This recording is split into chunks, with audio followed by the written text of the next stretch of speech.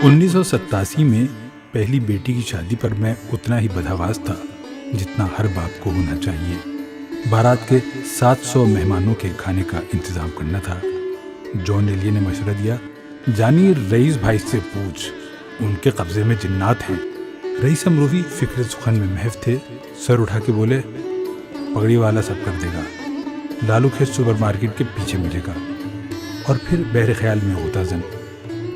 بڑی حیرانی ہوئی جب پوچھنے پر راہ چلتے پہلے ہی شخص نے ان تک پہنچا دیا۔ بان کی چارپائی گلی میں ڈالے، آتے جاتے نئے باورچیوں کو ڈانٹ رہے تھے۔ اوپر لٹے کی باسکٹ، نیچے 4 خانے کی لنگی، 70 کے پیٹے میں تھے۔ بھاری بدن، سر سید خان والی داڑھی اور گونجتی بھاری آواز۔ وہیں پٹی پر ٹک کر میں نے عرض مدعا کی۔ رئیس صاحب کے حوالے پر مسکرائے اور جنگ میں تازہ قطع دیکھ کر بولے، گرم مسالہ زیادہ ہے آج، کہہ دینا۔ خیر میاں، کیا کھلاؤ گے باراتیوں کو؟ میٹھے کا سن کر نفی میں سر ہلانے لگے۔ گاجر کا حلوہ نہیں بن سکتا۔ میں نے حیرانی سے کہا کہ سب بنا رہے ہیں۔ خفگی سے بولے، میاں سب میں ہم نہیں ہیں، نئی گاجر ہے پانی والی، کھوئے کی مار دو پھر بھی ذائقہ نہیں آتا۔ مہمان کے سامنے تو جو رکھو گے کھا لیں گے۔ پگڑی والے کی عزت خاک میں مل جائے یہ ہمیں منظور نہیں۔ میں نے اصرار نہیں کیا۔ دیگر امور طے ہو گئے تو چلتے چلتے میں کہہ بیٹھا، میں رئیس صاحب کے کہنے پر آ گیا، پتہ نہیں آپ کیسا پکاتے ہیں۔ ناگواری کے آثار سے اندازہ ہوا کہ میری بات انہیں بری لگی، اور کیوں نہ لگتی، کوئی میری حسن خان سے کہتا کہ معاوضہ تو مل جائے گا، مگر پتہ نہیں آپ گاتے کیسا ہیں، تو کیا وہ انکار نہ کر دیتے؟ پگڑی والا نے رئیس صاحب کے حوالے کا لحاظ کیا۔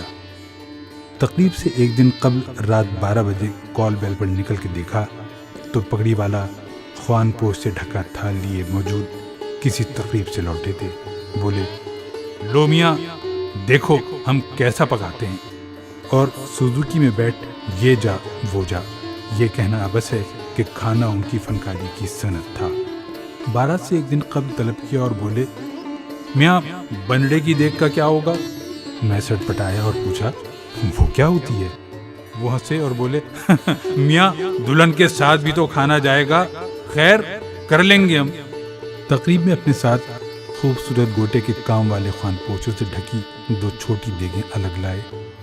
خود سنہرے ترے والی پگڑی اور شیروانی میں عصا تھامے کرسی پر بیٹھے شاگردوں کو ڈانٹ ٹپٹ کرتے رہے، مگر انہوں نے میرے بیٹوں کو بھی نہیں بخشا۔ جہاں کسی کو فارغ دیکھتے ڈانٹ لگاتے، میاں مہمان ہو، آپ کی بہن کی بارات ہے، میزبان ہو تم، خیال رکھو مہمانوں کا، کسی میز پر کچھ کم تو نہیں۔ رخصتی کے بعد دیکھا تو وہ غائب، معلوم ہوا چلے گئے۔ کیسے چلے گئے؟ پیسے لیے بغیر؟ مگر وہ واقعی اسباب سمیت جا چکے تھے۔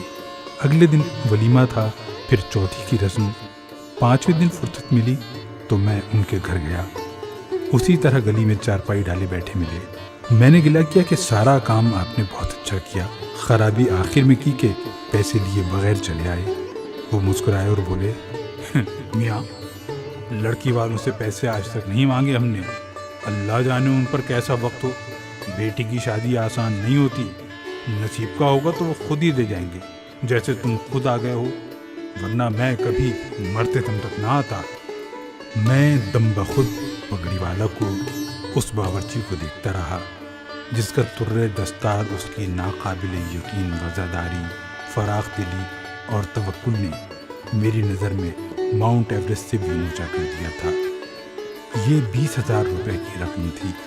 آج سے 27 سال پہلے کے 20,000 آج کے کم سے کم بھی 2 لاکھ تو تھے ہی شاید، جو انہوں نے 2 روپے کی طرح چھوڑ دیے تھے کہ نصیب میں ہوں گے تو مل جائیں گے۔